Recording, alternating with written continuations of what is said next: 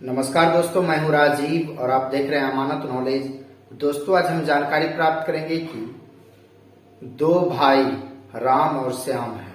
इन दोनों के नाम से एक जमाबंदी है और दूसरे भाई श्याम ने उस जमाबंदी से जमीन अपना हिस्सा बेच चुका है, लेकिन जमाबंदी अभी उन दोनों के नाम से ही रन कर रहा है।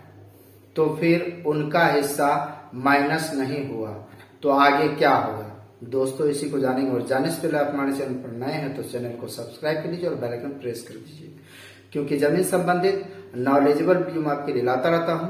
चलिए आगे जानकारी प्राप्त करते हैं। तो दोस्तों, ये सवाल यूनिक है और इसको आप अच्छी तरह से समझिए तो आपको भी कुछ जानकारी मिलेगी।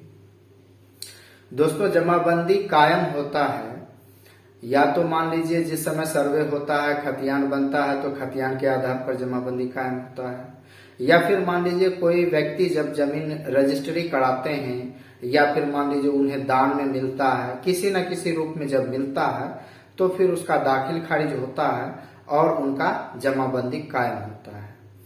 तो अब बात आती है कि दो भाई हैं और दोनों भाई के नाम से एक जमाबंदी कायम है। ठीक है, तो जैसे राम और श्याम दो भाई हैं, दोनों भाई के नाम से जमाबंदी कायम है। अब जमाबंदी कायम है तो दूसरा भाई जो श्याम है वे अपने हिस्से का जमीन बेच दिए। उनका हिस्सा का जमीन तो बिक गया और उनका नाम जमाबंदी में रह ही गया। ठीक है, तो अब सवाल यह है कि उनका नाम क्यों रह गया। तो दोस्तों, जमाबंदी जिस नाम से रन कर रहा होता है उसमें 1 बीघा जमीन हो या फिर 1 कट्ठा जमीन हो, जब तक उससे बिक रहा है तो अंत तक जमाबंदी वही रहेगा, जब तक कि जमाबंदी हम अलग ना कराएं। ठीक है, इसीलिए जो है श्याम ने अपने हिस्से का जमीन बेच भी दिया तो उनका नाम जमाबंदी में है, क्योंकि एक ही जमाबंदी है और उस जमाबंदी में दोनों भाई का नाम है। तो जमाबंदी जो रन कर रहा है, जमाबंदी में जिसका नाम है तो दोनों का नाम रहेगा। जब तक उसमें थोड़ा भी जमीन बचा रहेगा तो वह जमाबंदी उसी नाम से चलेगा, जब तक कि जमाबंदी अलग नहीं करा लेते हैं।